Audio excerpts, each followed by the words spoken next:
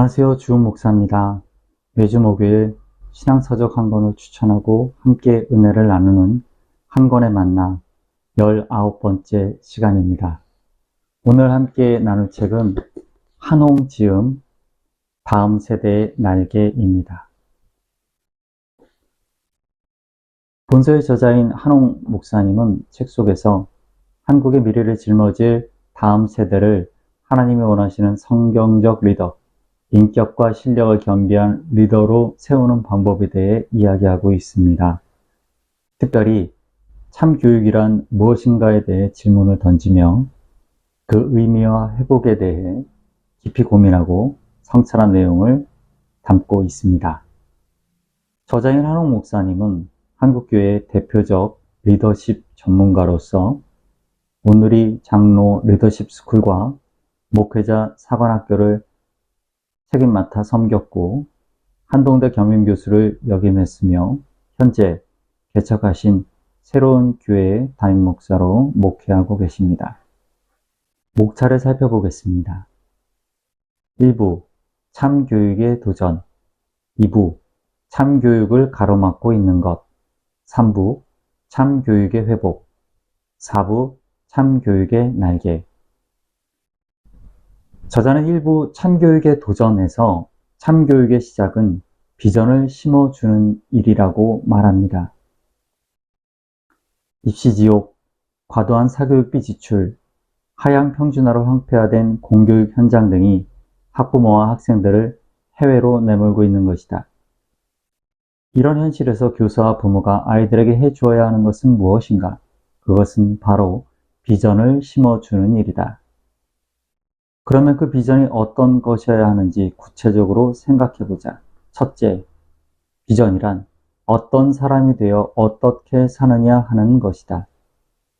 교육의 위기는 그 무엇보다 비전의 결여에서 비롯되었다.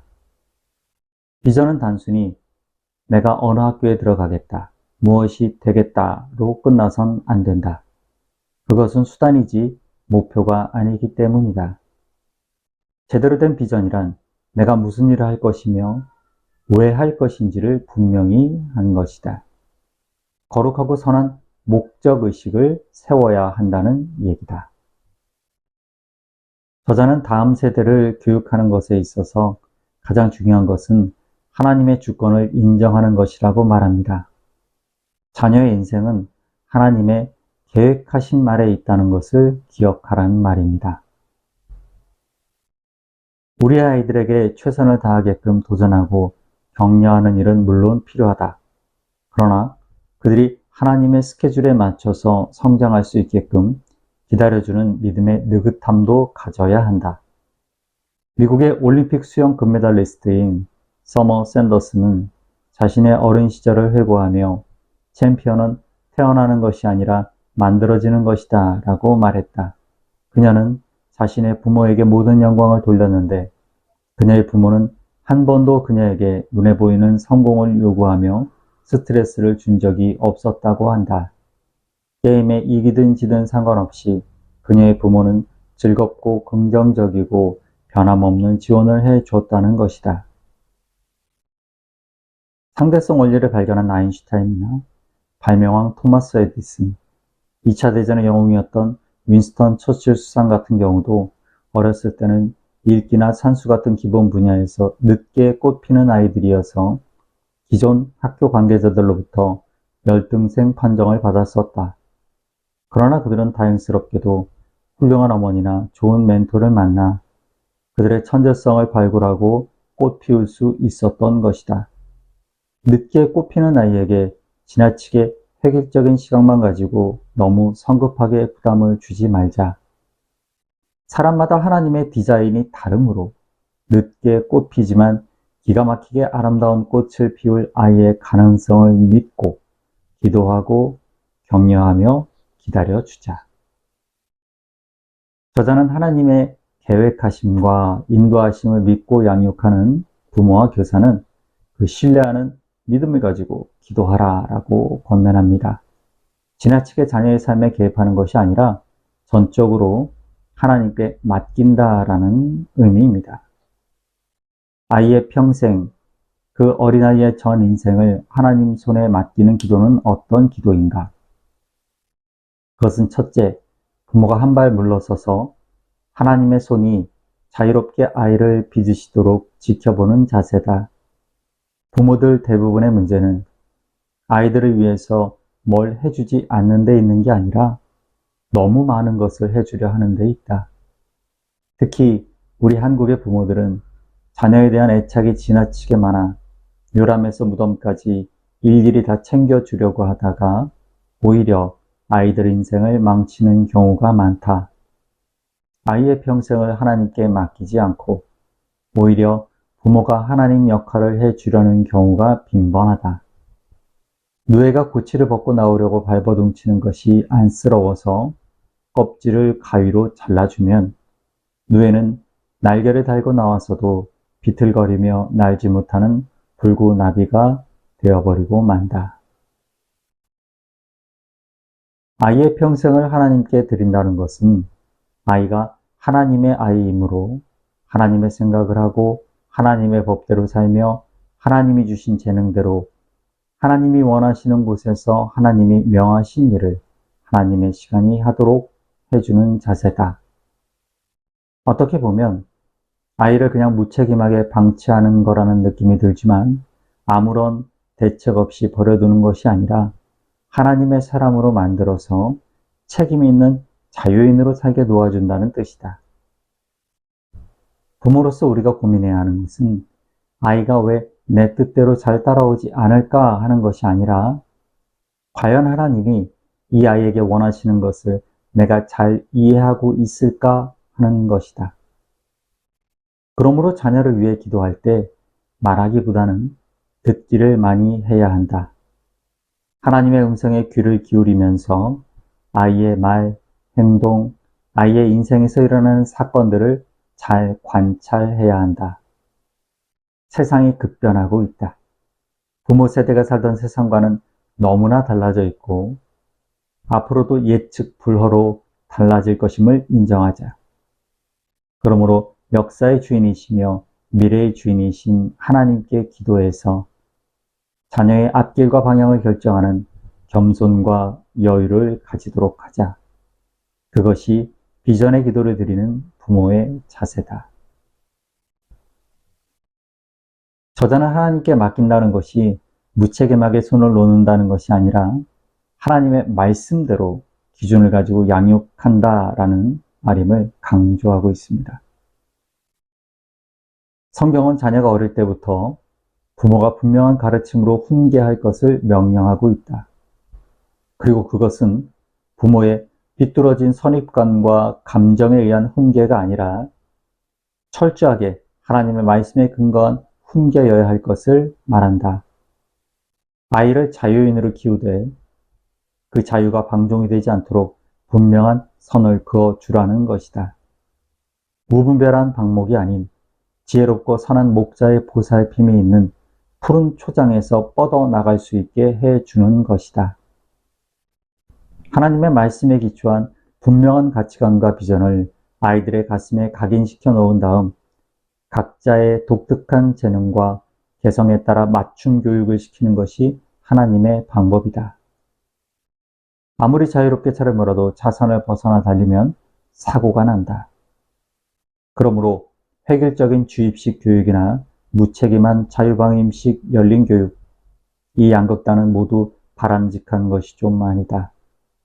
우리 아이들이 하나님의 말씀에는 활짝 열려 있으나 악한 세상의 부패한 가치관에는 닫혀있는 영혼을 갖추게 하는 것, 이것이 바로 진정한 그리스도인의 열린 교육일 것이다.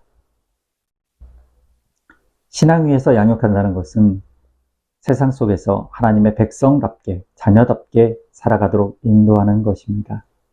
그런 면에서 그리스도인이라는 이름에 걸맞는 삶을 살도록 지도해야 합니다. 구원은 행위가 아닌 은혜로 인한 것이지만 그래도 은혜로 구원을 받은 사람은 행위의 열매를 맺게 되어 있다고 성경은 말하고 있다. 크리스천들이 먼저 앞장서서 친절과 웃음과 감사와 예절과 효도와 정직과 질서를 실천하고 자녀들에게 삶으로서 가르쳐야겠다. 환경을 살리기 위해 분리수거하고 함부로 음식 낭비, 물 낭비를 하지 않도록 해야 하며 내 집 앞이라도 깨끗이 씻을 수 있으면서 남의 집 앞 쓰레기도 치워주는 섬김을 실천하자. 진정 세계화하는 민족, 아니 세계 민족에 영향력을 주는 민족이 되기 위해선 단순한 경제력이나 군사력의 힘만이 아닌 그에 걸맞는 삶의 품격과 마음에서부터 우러나온 아름다운 매너를 가져야 한다. 우리의 다음 세대에게 무엇보다도 먼저 한 사람의 훌륭한 시민이 되는 법을 가르치자. 저자는 우리의 자녀들만이 아니라 우리의 자녀들과 함께 어울려 살아갈 다음 세대를 위해서도 기도해야 한다라고 말합니다. 우리의 자녀들이 혼자 살아가는 것이 아니기 때문입니다. 그것까지도 부모와 교사의 의무라고 말하고 있습니다. 크리스천들은 돈 문제를 가지고 하나님께 자주 기도한다. 사는 건 현실이기 때문이다. 물론 얼마나 힘들면 그러겠는가. 그러나 중요한 것은 하나님이 모든 이들의 하나님이심을 기억하는 것이다. 아직도 쓸만한 차를 새 차로 바꿔달라는 나의 기도를 듣고 계신 하나님은 지구 저편에서 당장 내일 먹을 것이 없어 굶어가는 자식들을 먹일 하루 식량을 위해 기도하는 사람의 기도도 들으시는 분이심을 명심하자. 당신이 하나님이라 해도 우선순위를 어디에 두겠는가? 물론 그렇다고 하나님이 당신의 물질적 필요, 그것이 욕심이 아니고 진실한 필요라면 그 필요를 간과하신다는 것은 아니다. 당신의 기도를 들어주셔서 필요를 채워주신다. 그러나 하루에 한 번쯤은 지구 저편에 있는 당신이 아직 만나본 적도 없는 힘든 형제 자매들의 상황도 생각해 보는 것이 어떨까? 현재 우리가 살고 있는 세계 현실은 이렇다. 매일 밤 10억 명이 넘는 사람들이 고툰 배를 움켜쥐고 잠자리에 든다. 매일 4만 명이 넘는 사람들이 굶어 죽어간다. 전 세계에서 태어나는 아이들 100명 중에 40명은 영양실조로 인해 평생 육체적, 정신적 장애를 갖게 된다. 전 세계 아이들 100명 중에 3명만 자신의 삶을 제대로 영위해 나갈 만한 교육과 기술 연마의 혜택을 받게 된다고 한다. 매년 10만 명이 넘는 아이들이 비타민 A 부족으로 인해 실명하고 있다. 본서의 제목이 다음 세계의 날개인 이유에 대해서 설명하며 저자는 책을 마무리합니다. 마지막으로 이 부분을 나누며 오늘 한 권에 만나 19번째 시간을 마치겠습니다. 교육이란 결국 다음 세대에게 하나님의 날개를 달아주는 것이다. 이 책을 통해서 난 그 하나님의 날개란 어떤 것인가를 논하고 싶었다. 먼저 날개란 땅에서 하늘로, 지상에서 영원으로 비상할 수 있는 도구다. 그러므로 날개란 꿈을 주는 것이다. 왜 그 길을 가는지에 대한 확신이 없는데 계속 열심히 가라고만 윽박질러선 곤란하다. 바르고 아름다운 목표를 정하고 거기에 매진할 수 있도록 해줘야 그 힘든 공부를 오래 할 수 있는 동기부여가 된다. 다음 세대에게 비전을 준다 함은 자신의 현실에 안주하지 않고 계속 크고 다른 세상에 도전할 수 있는 개척 정신을 불붙여 주는 것이다. 올바른 비전을 품고 사는 사람은 결코 부끄러운 승리를 탐닉하지 않는 정직성을 가지며 수없이 닥쳐올 폭풍에도 흔들리지 않는 강인한 역경지수를 지녀야 한다. 또한 평생을 겸손한 학생의 자세로 배우고 스스로를 다듬는 일을 게을리하지 말아야 한다. 비전은 멋진 것이지만 그것이 현실화되기 위해선 참으로 많은 땀을 흘려야 하기 때문이다.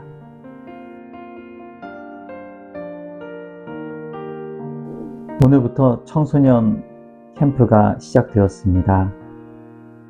함께 기도하면서 우리 다음 세대에게 하나님의 날개를 달아줄 수 있는 주원 가족들이 되기를 소망합니다.